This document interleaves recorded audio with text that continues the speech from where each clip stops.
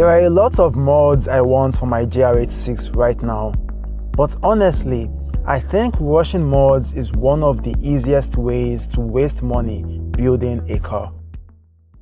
Instead of going ahead and buying all the mods and all the parts you need immediately, I'm waiting until I can buy certain parts properly. The first thing I really want on my car are wheels, but I do not want to buy wheels when I don't have a perfect fitment yet. I'd rather buy the wheels, the tires, and then the coilovers so I can do all my fitments at once rather than doing them each time I buy each mod. I also want a cashback exhaust badly for the GR86, but right now I still live with my parents and I do not have proper space to store the used ones when I replace them, and I also don't have a perfect place to lift up the car so I can do the install. So I rather wait and do it properly later. And then there is the body kit.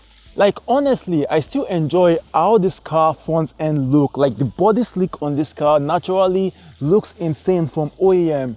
I still want to enjoy the clean factory look before making this car super aggressive. So I'd rather leave it like this for a meantime before changing it and putting some kits on it. But honestly, I think social media makes people think builds have to happen immediately.